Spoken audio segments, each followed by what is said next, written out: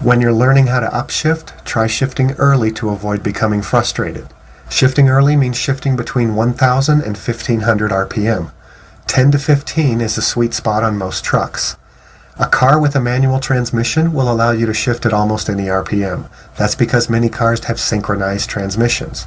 Truck transmissions aren't synchronized, so they require specific RPMs. Here's a good rule of thumb when you're learning to shift. Try shifting the low gears, 1 through 5, at 1400 to 1500 RPM, and the high gears, 6 through 10, at 1500 to 1600 RPMs. Use that 1-2 speed. Clutch, clutch, clutch to neutral, clutch to gear. Remember to push the clutch in just 2 to 3 inches when you're shifting. 1, 2. That's the speed for upshifting. Here's what's happening when you upshift. Let's assume you're in 6th gear at 1500 RPMs and you're ready to shift to 7th. When you depress the clutch and move the shifter to neutral, the RPM needle begins to fall because you're not in gear.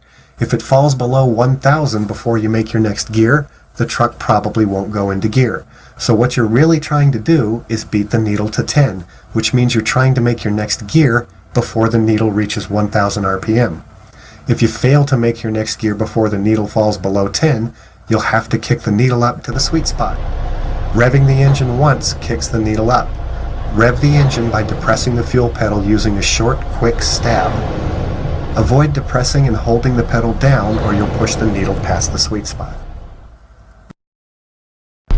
If you're having trouble revving the engine to the correct RPM, try practicing in a stationary truck. With the engine idling, the transmission in neutral, and the brakes set, depress and release the fuel pedal quickly and watch the RPM needle. Did it rise to 1000 to 1500? If not, allow the needle to fall and then rev the engine again with a little more force. Push that needle up to 1300 to 1500. Practice revving the engine until you're consistently hitting the sweet spot. This exercise will help build muscle memory in your lower right leg. This is an important skill that you'll use when you downshift because every downshift requires an engine rev.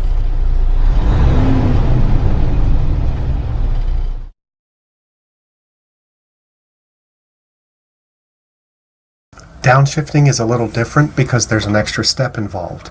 To downshift, the driver needs to rev the engine while in neutral. So the proper procedure for downshifting is clutch to neutral, rev the engine, then clutch to gear.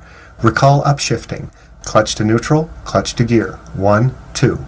Downshifting is clutch to neutral, rev, clutch to gear.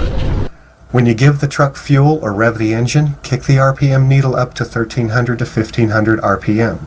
If you're having trouble downshifting, slow down before attempting to downshift. Slowing down will quickly improve your downshifts. We recommend slowing down to 1000 to 1100 RPM, 10 to 11. At these RPMs, you can clutch to neutral, rev the engine, then clutch to gear. Kick that needle up to the sweet spot, but avoid staring at the gauge. Glance at it after revving the engine. Take a few seconds to consider what's happening during a downshift. So you've prepared for the downshift by slowing down to 1011. Well, 1011 is at the bottom of the sweet spot, so as soon as you shift to neutral, the needle begins to fall below the sweet spot. To put the truck into the next lower gear, you have to rev the engine to the sweet spot while in neutral. There is no 1-2 timing associated with downshifting because of the extra step of revving the engine.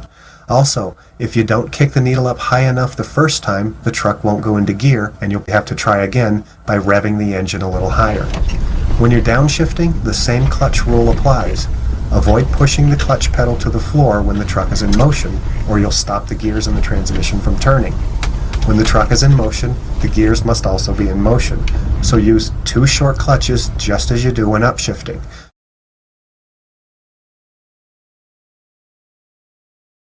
Patience over panic is the key to fixing a missed gear.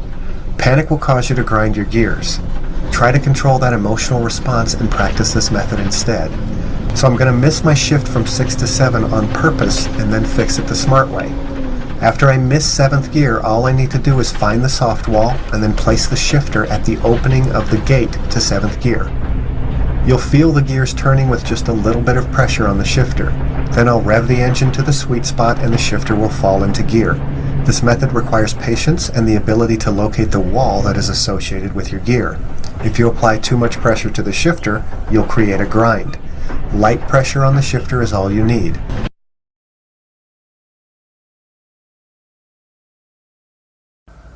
If you push the RPMs above 1500, you can still shift and make your next gear, but you'll have to alter the timing of your shift.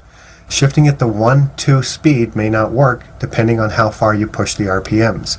So let's assume that you've pushed the RPMs to 1800 without shifting. As soon as you begin your shift, the RPM needle begins to fall. If you try to put the truck in gear before the needle has reached the sweet spot, the transmission will grind. All you have to do is give the needle more time to fall into the sweet spot. You can do this by shifting slightly slower than 1-2.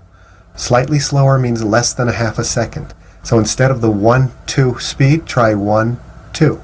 Very little difference. Shifting early yields better fuel mileage. You'll be a hero if you shift early because fuel is a trucking company's biggest cost. Let's move on to low RPM shifting.